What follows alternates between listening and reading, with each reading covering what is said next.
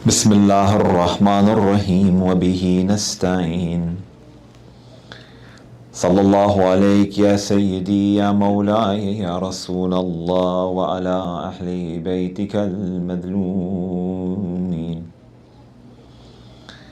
صلى الله عليك يا سيدي يا مولاي وابن مولاي يا أبا عبد الله يا رحمة الله الواسعة ويا باب نجاة الأمة يا غريب يا مذلوم يا أتشان كربلاء ما خاب من تمسك بكم والأمن من لجأ إليكم سادتي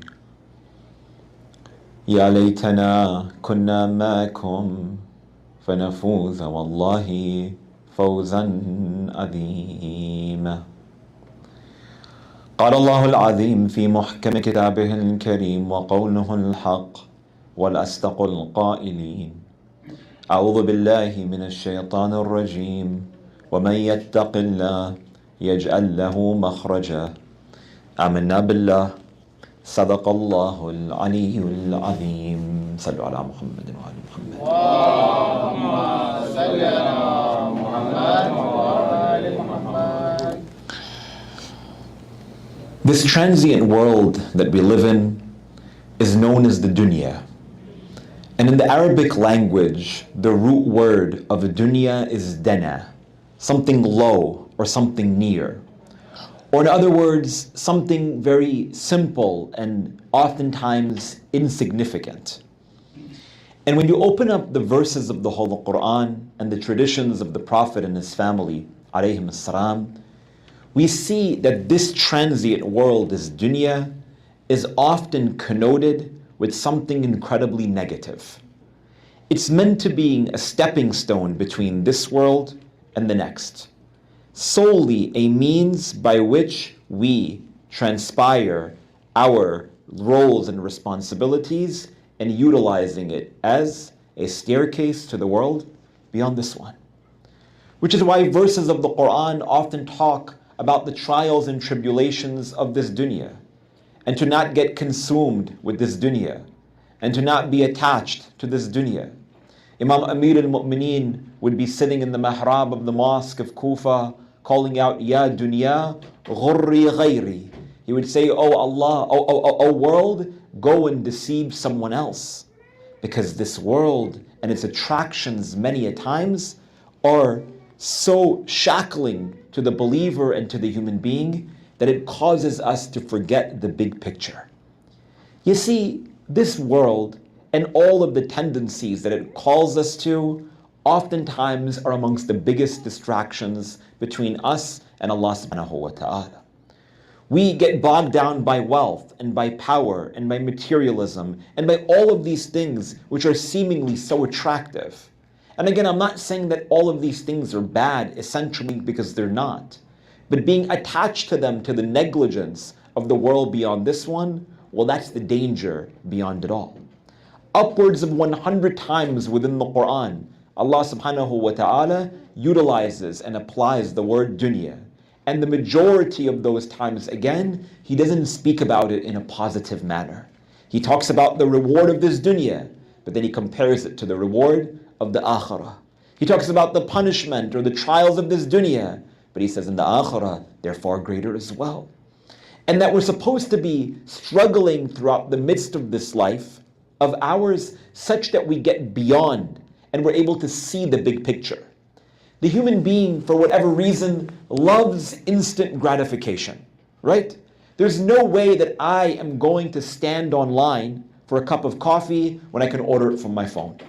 I am not going to the grocery store when the grocery store can come to my front porch. We love convenience, and we do not want to be inconvenienced by anything.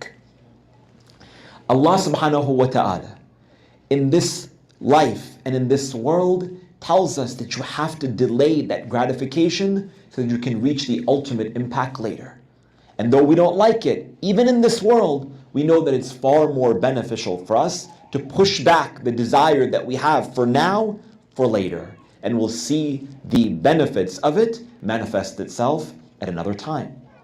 No kid in a college classroom wants to study. They much rather socialize and hang out with their friends. But if they delay that gratification and they exert themselves in their education, the benefits certainly outweigh, the long-term benefits certainly outweigh the short-term benefits. Similarly, you can take your money and spend it on whatever it is that you desire today. But if you save it and you invest it and you're strategic with it, you're able to get something far greater later down the road. We know these techniques and these practices, and we build out this routine. The idea is also to see our spirituality within the same vein and within the same lens. To recognizing that this world is transient, that this world is passing, that this world is corporeal, that this world is physical, but the pleasures of the world beyond this one far outweigh. And that's why when we come toward a conversation like that around trials and tribulations and the difficulties that we encounter during the course of our lives, many times people, they ask a question: why is it that I have to go through difficulties in this world? Why is it that seemingly everything is crashing down on me in this world? Why can't everything just be perfect? Why can't everything be pristine? Why can I live my life without any financial difficulty, without any illness, without any stress, without any anxiety? And again, that would be ideal. But Allah subhanahu wa ta'ala has stated that this world is where we go through those trials and tribulations.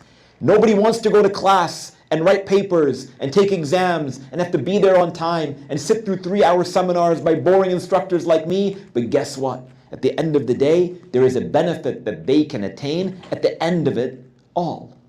Allah subhanahu wa ta'ala, my friends, as we'll talk about tomorrow night as well, has created us for perfection. He has created us to mold us such that we're able to reach the highest of ranks and the highest of stations. God has created the human being toward having the capacity and the ability toward reaching a state higher than that of the angels of Allah subhanahu wa ta'ala. وَلَقَدْ كَرَّمْنَا بَنِي آدَمَ. God has given us honor, He's given us dignity, He's given us potential, He's given us capacity, but oftentimes we don't see the big picture because we're too focused on instant gratification of today and not seeing what we have the ability to accomplish tomorrow. And that's amongst the most primary and unique reasons why Allah subhanahu wa ta'ala puts us through trials and tribulations during the course of our lives at one time or another. And let me open up one quick parenthesis over here for just 1 second. This question of why do bad things happen to me, or why do we have to go through difficulties, is a question that began to get posed in the 1700s by a man by the name of David Hume. He was a staunch atheist and rejecter of the church, and his ultimate objective was to create conflict and confusion and true doubt and skepticism with regards to what the church was preaching. So he posed this fundamental question that has boggled the minds of people for centuries. And that is that why does a good God allow for so much evil to take place? Fundamental question, otherwise known as the problem of evil. Books upon books, encyclopedias upon encyclopedias, scholars upon scholars have sought toward answering this fundamental question of why does this good God, seemingly this good God that we speak of, allow for evil to take place in the world. And I want to stress and highlight one point, because to get into this conversation requires a lot more than 45 minutes. I will just say this to open up the parenthesis, and I'll take the conversation a little bit of a different route. When was the first time this question was truly posed and formulated? In the 1700s. Meaning, for how many centuries, and for how many communities, and for how many generations was this question not a problem? We don't have hadith, for instance, where people would go and ask the Prophet or Ahlul Bayt this question. Nor do we have it within the biblical texts, be it either the Old Testament or the New Testament. Neither in Buddhism nor in Hinduism. People of faith, they weren't concerned with this question. You know why? Because they knew that it's intrinsic to man that we go through trials and tribulations. And it was accepted. And it was never a claim or a doubt upon the Lord of the worlds. Because people, a believer, would feel too embarrassed to pose that question. Meaning that the question in itself is postmodern. The question in itself is post-enlightenment. that the ultimate reason why it was to create doubt and skepticism in religion and faith in the first place. And there are an abundance of responses to them, or to this particular question. I'll quickly go through two of them really, really briefly, and then we'll move on to the focal point of our conversation. The first response to this is what is known as the philosophical response, so to say. Why does a good God allow for so much evil to take place? The philosophical response is that in order for us to appreciate goodness, we need to see evil. In order for us to appreciate light, we need to experience darkness. That a fish that is swimming in the ocean will truly never be able to benefit in terms of its realization of the beauty that it's surrounded by in the water until you pull it out of water and it's gasping for breath, knowing that it needs water to survive. The philosophical response suggests that in order for us to understand goodness, we need to experience or see that which might not be so great. And we're not saying that God is the one who created the evil in and of itself. And that brings us then to the theological response, which is that Allah subhanahu wa ta'ala, God, out of His mercy and out of His graciousness, has only created goodness. But evil is the absence of that goodness. Let me explain for a moment. Somebody, out of their wisdom and their intelligence, created the knife. What is bad about the knife? The knife helps me cut through my steak. The knife helps me cook food in an adequate, appropriate fashion. I can use this knife with so many a benefit, but I could also use that knife toward doing something that is damaging and detrimental to someone around me.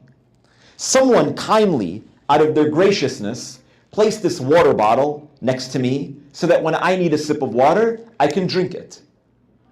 Who placed this water bottle next to me? If I take this water and I throw it at someone's face and it hits them and they get bruised on their eye, people are going to ask the first question, who placed the water next to the sheikh? Or they're going to say, why did that dude throw water in the guy's face? Do you get what I'm saying? It's not the one who placed the water who should be questioned. The question should not be posed to the one who created the knife. The question should be posed to the one who committed the act. So again, Allah subhanahu wa ta'ala has created all of these foundations out of His goodness, out of His mercy, out of His grace, out of His justice, placing things exactly where they belong. But the onus is on the one who commits the deed, who commits the action. On a day-to-day basis, we experience this all the time. We hold people to account who commit the wrong action. Who is going to go and punish the one who created the gun instead of going to the one who took the gun and shot the person? Na'udhu billah. You follow what I'm saying? At the end of the day, the responsibility eventually has to fall on man. But again, we said this a couple of nights ago, the human being hates more than anything in the world to take responsibility for their action. Hates it. The easiest thing for us to do is deflect. The easiest thing for us to do is defer. No one likes to take responsibility when things go wrong. Nobody. Everyone loves to blame someone else. Shimr blames Umar ibn Sa'ad. Umar ibn Sa'ad blames Ubaydullah ibn Ziyad. Ubaydullah ibn Ziyad blames Yazid. Yazid blames Shurayh al-Qadi. It keeps on going. It's circular. It's linear. It never ends. We always love to defer attention. And the easiest target for anyone is Allah subhanahu wa ta'ala. Why not? Right? Is God going to defend Himself by throwing down a lightning bolt on anyone's head? He doesn't do that. We know the nature of the creation of Allah Azza wa Jal. And so the easiest thing for any atheist to do is to defer it to the source who can't, or who won't, or who chooses not to defend himself. You follow what I'm saying? It's easy to pose a question, but at the end of the day, all it takes is a little bit of nuance to simplifying the question in order to driving home the attention to the matter. Someone asked another question, just to open up one more quick parenthesis. They say that why did then God create people like that? Again, Allah subhanahu wa ta'ala created a people with potential to do all of these incredible things. How we utilize that potential is up to you, is up to I, is up to us as individuals. Why did God create me? Why did Allah subhanahu wa ta'ala create me and you and all of us? He should have just created only Habib ibn Madahir's. He should have only created Prophet Muhammad's. He should have only created Lady Fatima's in that case, right? We all commit errors. We all sin. We all hurt people's feelings. We all do wrong things. A big sin doesn't differentiate from a small sin. One large wrongdoing shouldn't differentiate from the small wrongdoing that we can commit to someone else. It's again not out of the sunnah of Allah subhanahu wa ta'ala to create one creation. Then the question should be posed, why did God create creation in the first place? He should have created one man, Prophet Muhammad, who lives for one day, and then at the end of the day, Day of Judgment is finished. The Prophet goes to paradise and none of us exist. You follow what I'm saying? So again, the question of the problem of evil requires a lot of conversation and a lot of nuance. I would highly recommend that folks who are interested in this subject from a religious perspective, in the English language, they read C.S. Lewis's The Problem of Pain. In this incredible work, this Christian scholar, English scholar, he speaks to this matter of why we go through hardships and difficulties and trials and tribulations in a really beautiful way, often through the lens of Christianity, but he speaks about it in a way that resonates in our language and in our terminology as well. And he talks about that how going through hardship and trials and tribulations during the course of our lives allows for us to be exposed to the grace of Allah subhanahu wa ta'ala in an incredibly unique way. And so for today's discussion, insha'Allah ta'ala, I want to reflect upon this question of why bad things happen to us in three different dimensions. The first dimension is in terms of reflecting upon the problem of suffering or the philosophy of suffering in accordance with the ayat of the Holy Quran. The second dimension in which we discuss the different types of trials as Allah subhanahu wa ta'ala tests us via, as mentioned within the Holy Quran. And thirdly and finally, some validations presented by the Holy Quran and by the prophetic practice that allow for us to see the grace of God via the trials and tribulations that we experience in this dunya. So before we get into dimension number one of our conversation, we could ask you all to recite one salawat ala Muhammadin wa ali Muhammad.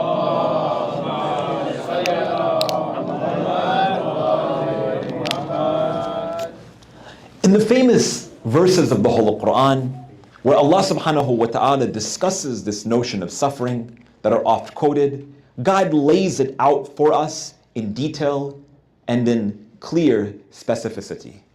He states, وَلَنَبْلُوَنَّكُمْ بِشَيْءٍ مِنَ الْخَوْفِ وَالْجُوءِ وَنَقْصٍ مِنَ الْأَمْوَالِ وَالْأَنفُسِ وَالثَّمَرَاتِ وَبَشِّرْ الصَّابِرِينَ.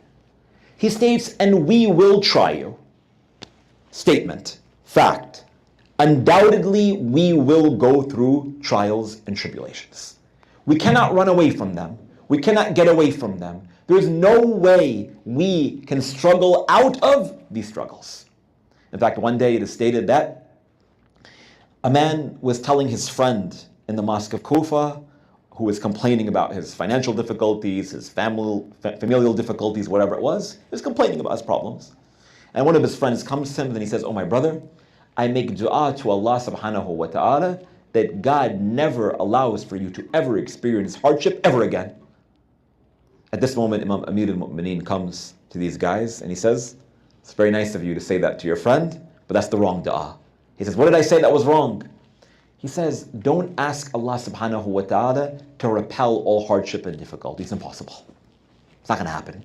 It's not a legitimate dua. So he said, what should we ask, O Amir al-Mu'mineen? He says, ask Allah subhanahu wa ta'ala that your friend has the patience to bear the difficulty and the trial and tribulation. Allah subhanahu wa ta'ala states, وَلَنَبْلُوَنَّكُمْ بِشَيْءٍ مِّنَ الْخَوْفِ وَالْجُوءِ. That surely God will try you, and He will try you by one or several of these items. Number one, al-khawf, fear. Fear in itself comes in various manifestations. Today, relatively speaking, we live a life virtually free of the fear that many of our predecessors have felt in the past. If you go and you take a look at the legacy of our family members, what they had to go through in different parts of the world so they could practice their religion, so they can go and live their life, so they could go to work. Many of them had a worry that the tyrant, the leader of their nation or of their community, would oppress them for doing whatever it is that they did. Today we can come to Majlis for Imam al-Hussein with relative ease. We don't have that sense of fear. Other people fear other things. Not only the fear of a tyrant ruler, but they fear their spouse. They fear their mother. They fear their father. Na'udhu billah. Really, we always talk about the problems internally before the external. Think about it. وَلَنَبْلُوَنَّكُمْ بِشَيْءٍ مِّنَ الْخَوْفِ وَالْجُوعِ Hunger. وَنَقْصٍ مِّنَ الْأَمْوَالِ وَالْأَنفُسِ The loss of wealth or the loss of people, the loss of a loved one. We've experienced the loss of a loved one. You know how painful that is in your heart. When you lose somebody who is near and dear to you, that moment where you experience death, you feel that you cannot continue to live any longer. But Allah subhanahu wa ta'ala tests us via that. And He gives us the resilience because the human being again has incredible capacity that even though we lost our family member, we have the ability after time to heal and to get over that again out of God's grace. وَلَنَبْلُوَنَّكُمْ بِشَيْءٍ مِّنَ الْخَوْفِ وَالْجُوعِ وَنَقْصٍ مِّنَ الْأَمْوَالِ وَالْأَنفُسِ وَالثَّمَرَاتِ And He will try you by the loss of wealth. He'll try you by the loss of property. He'll try you by the loss of your children. He will try you and He will find a way to try you. And then God, He concludes, وَبَشِّرْ الصَّابِرِينَ But don't worry. It's not only about the trials and tribulations. It's not only about getting through these obstacles and hurdles. At the end of the day, there is some delayed gratification. وَبَشِّرْ الصَّابِرِينَ And glad tidings be upon those who are patient. You know, patience is amongst the most incredible virtues that we have within our morality, within our tradition. We know the story of Ayub that we learned from a really young age, this prophet of Allah subhanahu wa ta'ala, who Allah subhanahu wa ta'ala tests him and tests him and tests him.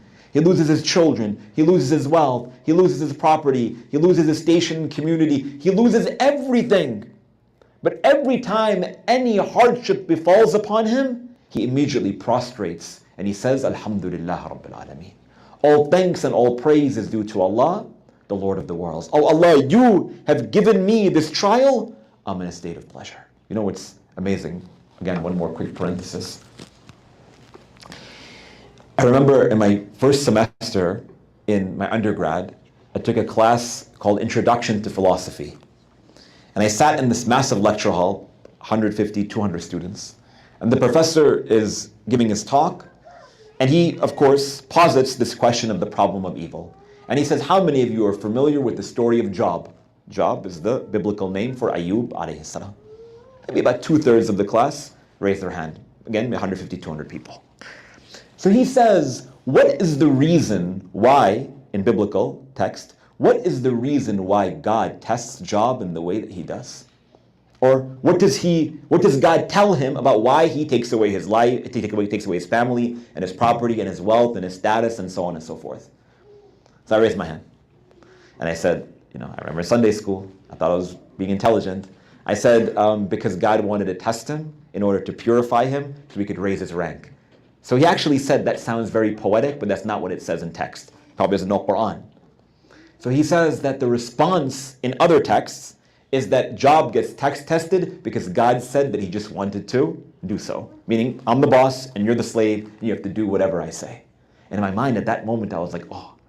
His entire position on how he rejects God and questions the morality of Allah subhanahu wa ta'ala is on the basis of a text that is not the Quran. But if he was exposed maybe a little bit to this light of trials and tribulations, of this means to raise in our rank, to be purified, perhaps the entire perspective on how we see suffering or how he sees suffering or how a non-believer would see suffering totally transitions and totally changes. And we'll talk about that in a little while. Anyhow, Allah subhanahu wa ta'ala puts Ayub through all of the difficulties that He puts him through, but he never for one moment had his faith waver.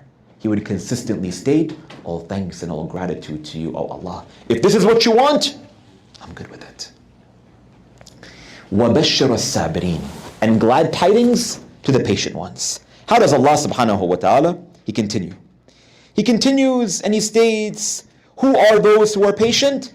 الَّذِينَ إِذَا أَصَابَتْهُمْ مُصِيبَةٌ قالوا إنا لله وإنا إليه راجعون. That when they go through misfortune, when they go through hardship, when they go through difficulty, now hear me out, my friends, we say this all the time. They say, Inna lillah wa inna ilayhi raji'un, that to Allah we belong and to Him is our return. We don't ask God, oh Allah, why did you do this to me? Oh Allah, do you really exist? We blaspheme God immediately when we go through difficulty. No. وَبَشَّرَ الصَّابِرِينَ الَّذِينَ إِذَا أَصَابَتْهُمْ مُصِيبَةٌ. We say that this is from Allah. I am a servant of God. And if this is what God has given me, I'm good with it. But I know that it's from Him. And I know at the same time that He's going to remove me from this, provided that I fulfill my duties and my tasks and my responsibilities. There's an end in sight, and that end allows for me to be purified in the way that I'm seeking. Then Allah subhanahu wa ta'ala continues. It's not such that He puts us through a trial and then He says, be patient. No, there's a tangible benefit for us in return. أُولَٰئِكَ عَلَيْهِمْ صَلَوَاتٌ مِّن رَبِّهِمْ وَرَحْمَةٌ وَأُولَٰئِكَ هُمُ الْمُهْتَدُونَ. And in addition to that, again, this came from God. We have to bear it. We have to go through it. But Allah subhanahu wa ta'ala, He says, and because you bared it, you are going to receive the most incredible blessing from me. أُولَٰئِكَ عَلَيْهِمْ صَلَوَاتٌ. That they are recipients of the divine blessing of Allah, وَرَحْمَةٌ, and His mercy, وَأُولَٰئِكَ هُمُ الْمُهْتَدُونَ, and they are those who are the rightly guided ones. Imagine, your parent puts you to a particular task. Your employer tells you, you have to do X and Y and Z. And these tasks that you're looking at, they're not easy. They're time consuming. They're exhausting. You don't feel comfortable doing them. But your manager asks you to do it, so you got to do it. Your mom, your dad asks you to do it, so you got to do it. Your superior commands you to doing something, and you have to do it. I'll break it down to the most simplest of examples. When we're young, our parents say, go clean your room. We don't like cleaning our room. Cleaning our room is incredibly burdensome. Even till now, we don't have to clean our rooms. Now we clean our room, we fulfill our responsibility to our parents, we fulfill our responsibility to ourselves, right, by keeping a clean, living environment. And then we go to our mom, to our dad, and we say, I clean my room. They say, great. So give me $100. $100 for what? For cleaning my room. What would your parents say? They say, I can give you something else. I'll give you something else, but I'm not giving you $100. Right? Why? The only thing you did was for yourself. You fulfilled your duty, your responsibility. Imagine you had to do this work task. You don't like to do it. Then you go to your manager and you say, this work task that I did, you know what? I did it. I need a 5% raise. What are you talking about? All you did was do your job. Why would I give you a 5% raise for doing your job? You got to go above and beyond. You know what I'm saying? You're not going to get $100 for going cleaning in your room. That doesn't make any sense. But Allah subhanahu wa ta'ala is unique. Allah subhanahu wa ta'ala, my friends, if there's one thing that you're going to take from any of these conversations over the last however many days leading up to the end of these Majalis series from me, then let it be a reminder that your God, He cares about you. That Allah subhanahu wa ta'ala, He loves you. That Allah subhanahu wa ta'ala is merciful. He's gracious. He's compassionate. He wants our success. He wants our benefit. He says, you go clean your room, I'll give you $1,000. You do what I tell you to do. I tell you to pray. I tell you to fast. I tell you to get through a little bit of hardship and difficulty. And we have to do it. We're a servant. But He says, if you do that, I will give you this dunya and I will give you this akhirah. Everything that you want, you have it. But all you have to do is you have to check off these boxes. I'm a slave. I'm a servant. I can't call the shots. But He says, if you do what I do, you get everything and more than you could have ever imagined. Just for doing the bare necessity and the bare minimum of what it means to be a human being. And that brings me then to the second dimension of our discussion. What are these trials and tribulations that God puts us through? In accordance with the ahadith of Ahlul Bayt, there are three primary types of trials and tribulations and examinations that the human being goes through.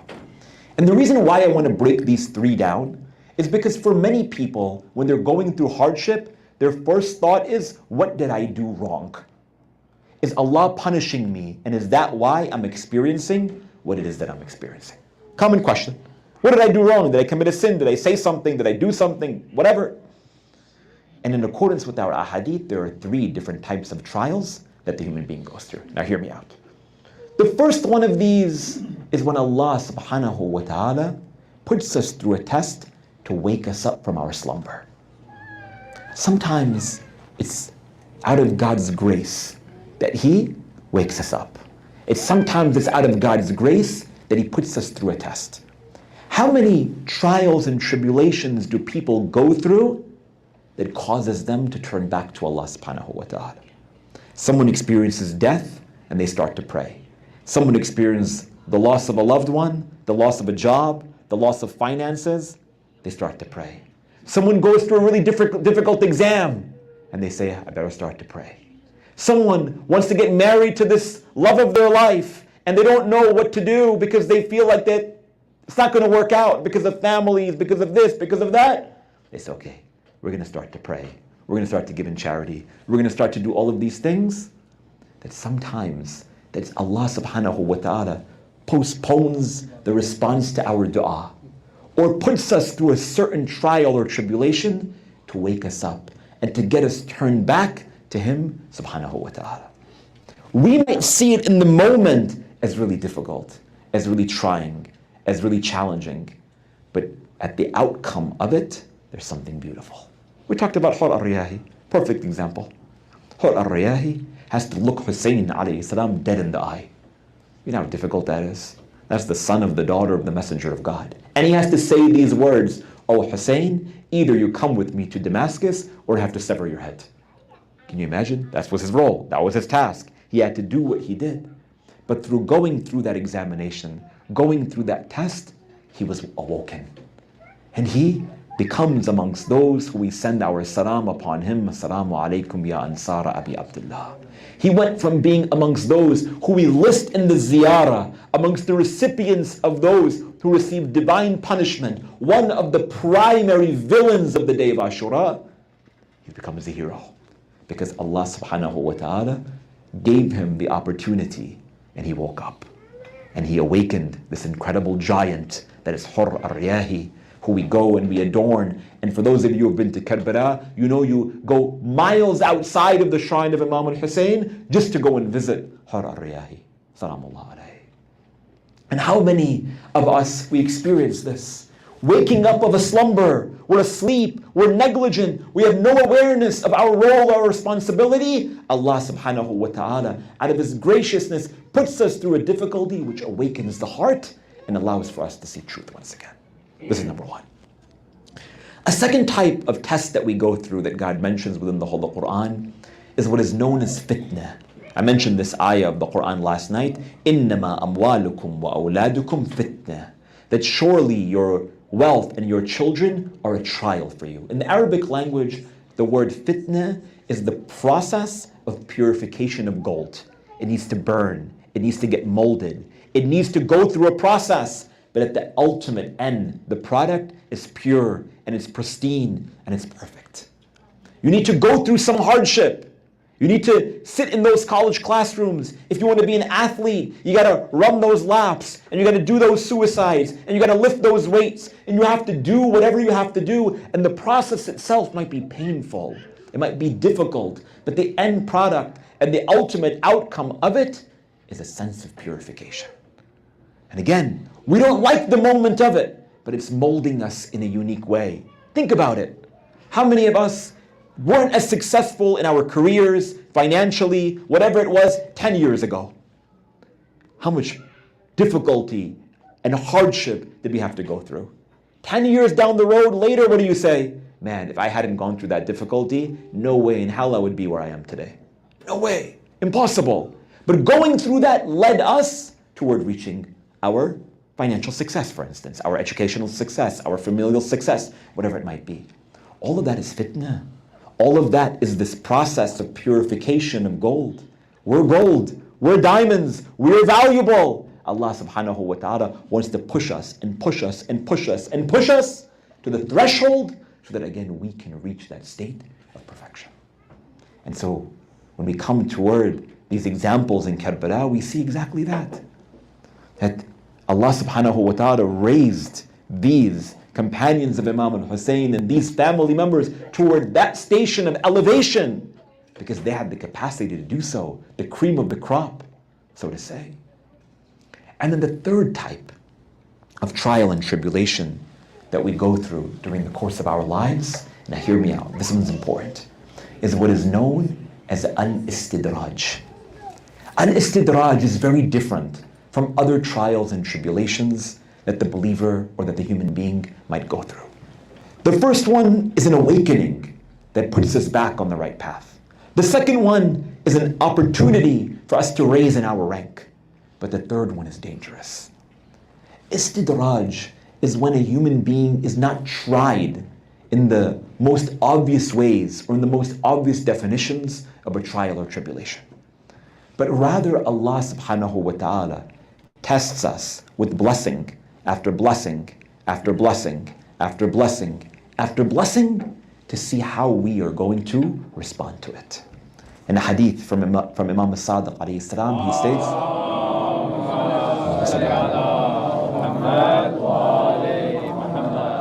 that when you see yourself committing sin after sin after sin and distancing yourself from Allah consistently, and yet you still see yourself receiving blessing after blessing after blessing, then beware. Another hadith that states that if you do not encounter a difficulty every 40 days during the course of your life, then beware. You take a look at the example of Fir'aun. Fir'aun has everything. He has power, he has wealth, he has authority. He would go and he would hide and he would say, "Oh Allah." He also knows that there's a God above him. Yet he would stand in front of his community and state, "Ana rabbukumul a'la," I am God. And when they said, "Oh Fir'aun, make it rain," he would go and he would hide and he would say, "Oh Allah, I know you're up there somewhere. Please, I want it to rain." What would happen? It would rain. Someone asked, why does Fir'aun get this gift? Why does he get this supernatural power? Why does Fir'aun have his dua answered and all I want to do is get a couple of extra $1 million in my bank account and Allah doesn't respond to my dua? Allah subhanahu wa ta'ala was performing istidraj to Fir'aun, giving him whatever he wanted, because Allah subhanahu wa ta'ala was putting him through the opposite fold of a test or examination.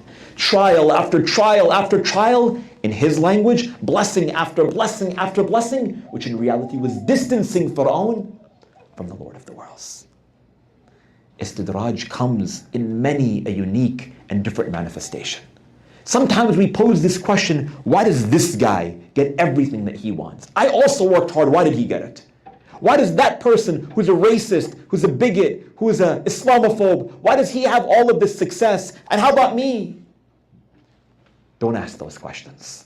We don't have the capacity to bear them sometimes. Know what our role and our responsibility is. And perhaps it's out of God's grace that we don't have certain things. Because again, my friends, when we have that negative mindset and perception of who God is, we're always questioning why? God doesn't understand me. No, God wants what's good for you. When we work on that fundamental level, everything else becomes easier. Istidraj, my friends, is dangerous. And that, when we see ourselves in that situation, it's so important for us to shift our mindset and to shift our obedience and worship to Allah subhanahu wa ta'ala. If we see ourselves consistently be given gift after gift after gift and blessing after blessing after blessing, then give out of your wealth. Fast. Go to visit the graveyard. Go and perform umrah. Go and spend your money and go for hajj. Go and make ziyarah of Ahlul Bayt alayhim salam. Do something that humbles yourself, that hurts you a little bit, that puts you through a little bit of hardship, meaning with our wealth or with our bodies or with our time or with whatever it might be, such that we are able to fall back in line with that which Allah subhanahu wa ta'ala wants.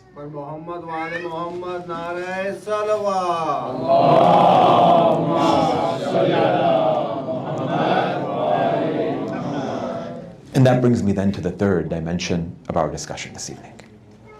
And that is to take a look at some examples really briefly within the Quran and Sunnah of the Prophet and his family, which offer us who go through hardships and difficulties some validation.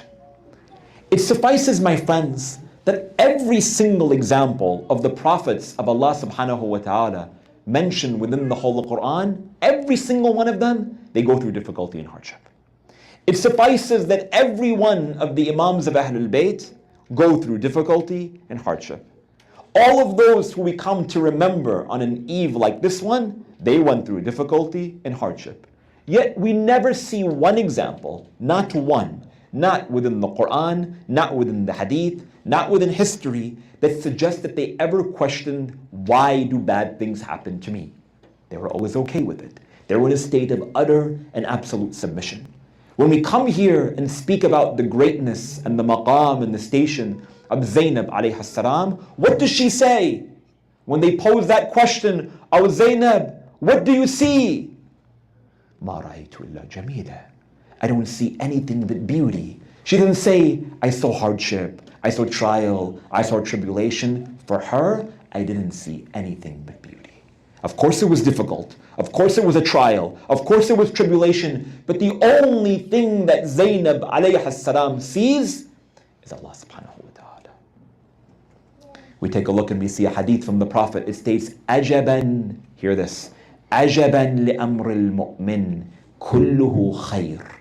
I am amazed at the affairs of the believer, every one of them, and with goodness. Sometimes we don't know, we don't see why we go through this difficulty, but the outcome of it undoubtedly will always be beautiful, provided that we are committed to the process. For the believer, God always sets things in line for our ultimate success. The story of Musa, the story of Isa, the story of Rasulullah, the story of every one of the Imams of Ahlul Bayt. But to conclude, I will share you one small glimpse into the story of Yusuf alayhi salam. Because Yusuf and the story of Yusuf salamullah alayhi, we can extract so many moral and ethical and beautiful lessons, right? Ahsanul qasas, amongst the best of stories is the story of Yusuf salamullah alayhi. Now what does Yusuf alayhi salam have to go through? He gets bullied by his brothers. Young man. And he gets beat up. And he gets thrown into this well. You know how difficult it is to get bullied when you're a kid? It's not easy. Yet by those who are your brothers, who are supposed to love you and supposed to care for you, can you imagine what emotional trauma that Yusuf alayhi salam had to experience? And then in addition to that, Yusuf was thrown into this well. At that moment, what was going through his mind? He thought that he was going to die. Yet, Allah subhanahu wa ta'ala sends that caravan. They pull Yusuf alayhi salam out. He goes, and seemingly he has some success. There's something beautiful for Yusuf at the end. Like we know, he becomes a servant in the house of the king. And then what happens? Due to his beauty, he gets seduced. He doesn't do anything wrong, but he gets thrown into prison. And then he is the one who is helping everyone else get out of prison. And he tells his companions of the prison, go and tell the king that I'm the one who has the ability to interpret dreams. You know what happens? They go, they get freed from prison, but they forget to tell the king that Yusuf is the one who helped us get out of prison. And according to a hadith, it's stated that Yusuf alayhi salam had to encounter another 7 years in prison. Difficulty after difficulty, trial after trial, tribulation after tribulation. And what is not mentioned in the Quran but is mentioned within our hadith, Yusuf's mother died at a very young age, which is why Yaqub had that sense of solace and solidarity for him, unlike the other brothers. That he's distanced from his father, he's basically an orphan, treated harshly, everyone thinks he's odd, everyone thinks he's weird, everyone treats him differently. Until Allah subhanahu wa ta'ala states these lines. That when Yusuf finally has the capacity to interpret the dream for the king, Allah subhanahu wa ta'ala, he states these lines in chapter 12, verse 54. Now hear this. And this should be a consolation for every single one of us. Allah subhanahu wa ta'ala states, وَقَالَ الْمَلِكُ ائْتُونِي بِهِ أَسْتَخْلِصْهُ لِنَفْسِي فَلَمَّا كَلَّمَهُ قَالَ إِنَّكَ الْيَوْمَ لَدَيْنَا مَكِينٌ أَمِينٌ.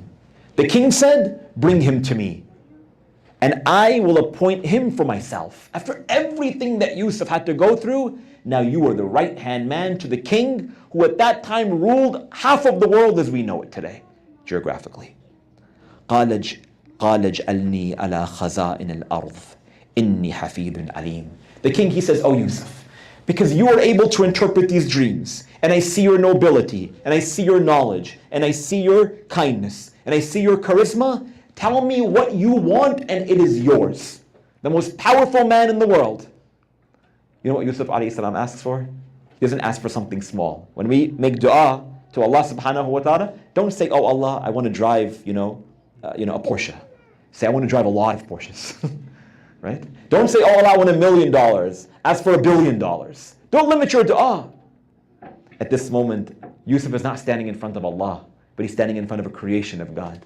And the creation who has this power and who has this authority, he says, Yusuf, I want you for me. You are my right-hand man. But in order for me to give you that role, you tell me what you want. He believes in Yusuf alayhi salam. And listen to the response of Yusuf after everything that he goes through. Salamullah alayhi. He states, Ij'alni ala khaza'in al-ardh. Make me in charge of the world. Make me in charge of the treasures of this world. Everything, give it to me. I want it all. Inni hafidun alim. I'm a good caretaker and I'm knowledgeable. He believes in himself. Look at the confidence, right? If we say this, someone thinks we're crazy. But someone who comes with that sense of confidence that can also back it up, give it to them. And then God, he states, and what does the king do? Yusuf, whatever you want, you got it. Allah subhanahu wa ta'ala then states, وَكَذَلِكَ, hear me out, and hear Allah out. وَكَذَلِكَ مَكَّنَّا لِيُوسُفْ فِي الْأَرْضِ يَتَبَوَّأُ مِنْهَا حَيْثُ يَشَاءُ. And everything that Yusuf had to go through was for this moment. And it is us who put Yusuf in this position to do whatever he wants and roam the earth in the way that he pleases. You think when he was being beaten up by his brothers and thrown into the well, you would think that life is done. There's no more chance. We get down on ourselves whenever we go through the smallest of hardships and difficulties. But Yusuf, he trusted in Allah. And in return, Allah subhanahu wa ta'ala says, I will give you everything in this dunya. But it's not over yet. وَكَذَلِكَ مَكَّنَّا لِيُوسُفَ فِي الْأَرْضِ يَتَبَوَّأُ مِنْهَا حَيْثُ يَشَاءُ. He can do whatever he wishes. نُصِيبُ بِرَحْمَتِنَا مَن نَشَاءُ. And we allow for our mercy to befall upon whoever we wish. Meaning that Allah says, you also deal with your trials and tribulations in a patient manner, and you will find my mercy fall upon you in ways that you could have never otherwise imagined. وَلَا نُذِيءُ أَجْرًا مُحْسِنِينَ. And we never waste the good deeds of those who do good. Allah knows the small, and it will create this residual impact later on in our lives. People love compound interest, right? Make a little bit of an investment, and it keeps on giving, except when the markets are what they are today, right? The market with Allah subhanahu wa ta'ala is always compounding. The benefit of a little deed never goes wasted. وَلَا نُذِيءُ أَجْرَ الْمُحْسِنِينَ. And then I'll conclude with this, because this is the most important verse of this segment. He states, subhanahu wa ta'ala, وَلَأَجْرُ الْآخِرَةِ خَيْرٌ لِلَّذِينَ آمَنُوا وَكَانُوا يَتَّقُونَ. Yusuf alayhi salam now literally has the authority of the world. Power, wealth, whatever that he wants. What is better than that in this dunya? Anything he wants, it's his, virtually. What is better than that? Can you compare? Nothing. Nothing can compare at this moment to what Yusuf alayhi salam has. But Allah subhanahu wa ta'ala states, but in the world beyond this one, وَلَأَجْرُ الْآخِرَةِ خَيْرٌ. But the reward of the world beyond this one for Yusuf and for everyone else who remains patient in the midst of trials and tribulations, well, for them, the reward is far greater. Can you imagine? What benefit, what tangible gift, what blessing will we receive in the world beyond this one? Out of the graciousness and out of the kindness and out of the mercy of the Lord of the worlds. Allahu Akbar. All it requires is patience. All it requires is for us to see the trial and tribulation as a means toward an ultimate end. And for those who put forth their effort and bear it with beauty, and bear it with patience, and bear it in the way that we are meant to, you see the outcome and you see the fruit of that. And a man like Abul Fadl al-Abbas, salamullah alayhi, who went through hardship like they did, alayhim salam. But for someone who exerts himself with the beauty and with the altruism and with the contentment and with the tranquility that Al-Abbas did, every single one of us We come to gatherings like these ones year after year, and our heart is shattered into a million pieces, remembering everything that Al-Abbas stood for. Sallallahu alayk, ya Sayyidi, ya Mawlai, ya Abul Fadl Abbas. What happens, my friends? That on that day of Ashura, one by one, the companions and the family members of Al-Hussein alayhi salam, they go out and they fight valiantly until they are killed. Allahu Akbar. Until Abul Fadl al-Abbas, he comes to Imam al-Hussein alayhi salam, and he states, "O my master, Sayyidi wa Mawlai, halli min rukhsa, do you give me permission to go and fight?" Imam al-Hussein alayhi salam, you know what he says? He says, "Oh my brother Abul Fadl," he says, "No, I don't give you permission to go and fight." He says, "Why, O my master Aba Abdullah?" He says, "Because you are my standard bearer. You are the general of my army. If you go out and fight and something happens to you, it impacts the rest of us." You know what Abul Fadl Abbas likely wanted to respond at that moment? Perhaps he would say, "Oh, Aba Abdullah, what army are you talking about? It's only you and I now. Everyone else has been killed." At that moment, he hears a call from behind him calling out, "Ya Abbas." What is that call? That call was the call of his sister Zainab alayha salam, in her hand holding Abdullah Radhi Ali al-Asghar. Abul Fadl Abbas, he goes towards Zainab, and I don't know what that situation was. I don't know what conversation, but perhaps we can speculate that Abul Fadl Abbas looks at Zainab, and Zainab looks at this child who is dying of thirst, as if to tell him, "Oh my brother Abbas, if you are not going to go out and fight, then please bring some water for these children." So it is said that Abul Fadl Abbas, he goes to Aba Abdullah, and he says, "Oh my brother, please let me go out and fight." To which the Imam alayhi salam, he says, "No, you cannot go out and fight, but I permit you to go toward the river Euphrates and bring the women and children some water, for they are dying of thirst." So it is stated that Abul Fadl al-Abbas, he gets on top of the horse. Zainab alayhi salam, she begins to tell all of the women and children, she begins to tell Sukaina that your uncle Abbas is going to bring back some water. He is going to the river Euphrates to quench your thirst. And I don't know again what the scene in the tent was, but perhaps all of the children were celebrating a small victory on that day where they had to go through so many difficulties. They lost their brothers, they lost their uncles, they lost their friends, they lost all of their caretakers, but perhaps they saw some light at the end of the tunnel because it was the son of Ali ibn Abi Talib who wasn't going to disappoint them on the day of Ashura. It is stated that Abul Fadl Abbas, he takes the flag and he takes the water vessel. He gets on top of the horse. Imagine, for those of you who have been to Karbala, that Abul Fadl Abbas is beginning toward riding to the river Euphrates. It is said that as he begins to ride to the river Euphrates, the army of Amr ibn Sa'd, they begin to call out, "O army of Amr ibn Sa'd, O Umayyads, that this is Abbas, the son of Ali ibn Abi Talib." And at that moment, the 4,000 men who were protecting the river Euphrates, they disappeared as Al-Abbas pierces right through the army. At that moment, he reaches the river Euphrates. He alights from his horse. He takes the water vessel, he fills it up with water. I don't know what happened, but can you imagine the thirst of Al-Abbas the entirety of the day? He was bringing bodies back and forth from the tent with his brother Al-Hussein. At this moment, he kneels down, he picks up some water, he brings it to his face, and then he calls out, "Ya nafsi min ba'd al-Hussein honi." He says, "O self, how can I drink when my brother Hussein is thirsty?"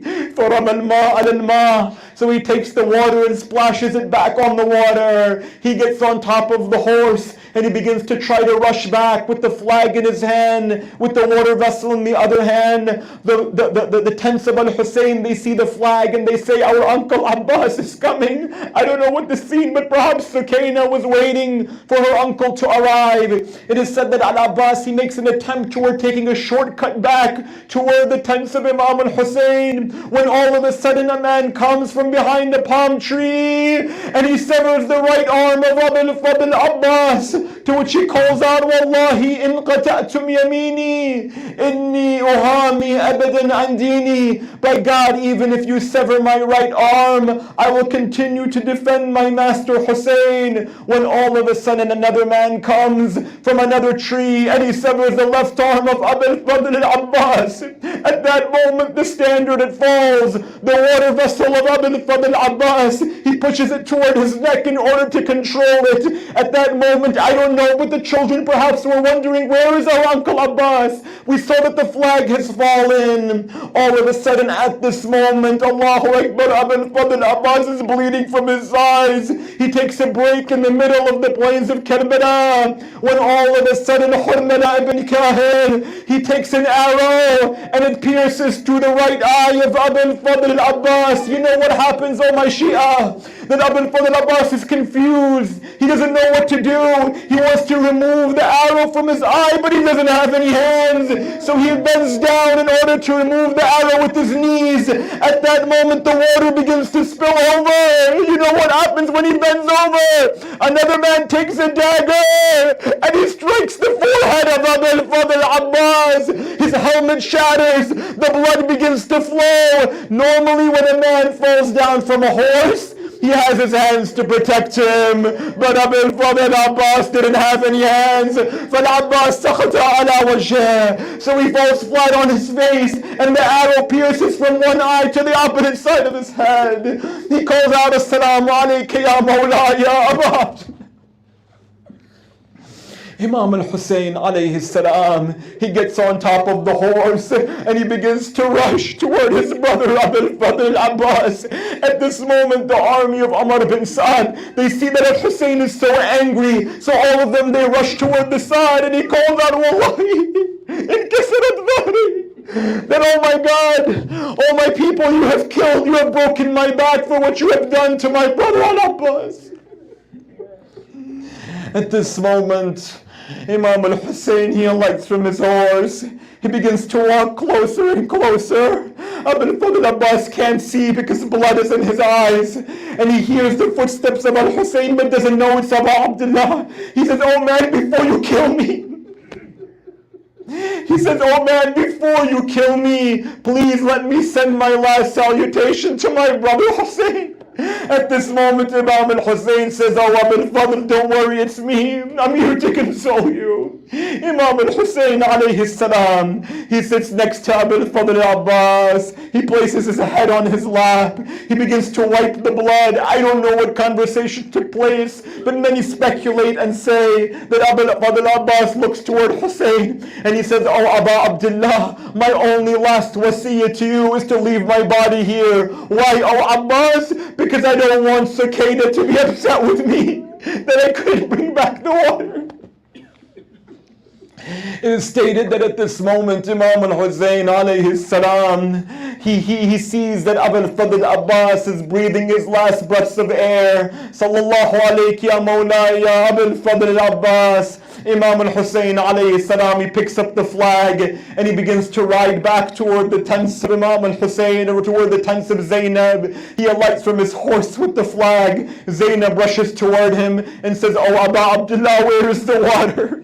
Where is Abbas? Why are you holding the flag? What does Imam al-Hussein do? According to some reports, he takes one of the tents and he pulls down the pillar and the tent falls. And he said, that's what happened to Abbas. We have no army, nor do we have any water, nor do we have a standard bearer.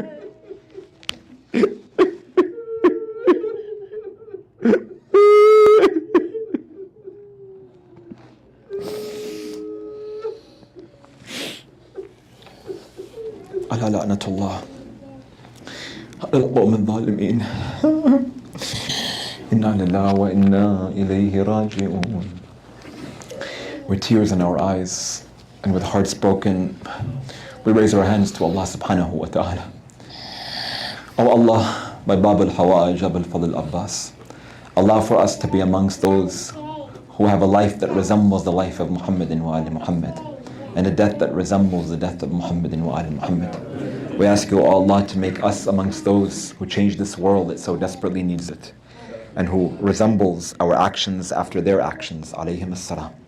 We ask Allah subhanahu wa ta'ala to grant us their ziyarah in this life and their shafa'ah in this dunya and in the barzakh and in the next life. Barahmatika ya arhamar rahimeen. My dear friends, sisters and brothers, we know that there are members of our community, including a young girl who is currently in ICU. She is in need of our dua. And by the blessing of this night in which we commemorate the tragedy of Abu al-Fadl Abbas, we ask Allah subhanahu wa ta'ala to grant her and all of our community members a quick recovery with the ayah of Amma Yujib 5 times. Bismillah ar-Rahman ar-Rahim. أما يجيب المضطر إذا دعا ويكشف السوء أما يجيب المضطر إذا دعا ويكشف السوء أما يجيب المضطر إذا دعا ويكشف السوء أما يجيب المضطر إذا دعا ويكشف السوء أما يجيب المضطر إذا دعا برحمتك يا أرحم الراحمين وصل اللهم على محمد وآله الطاهرين. مات الحسين.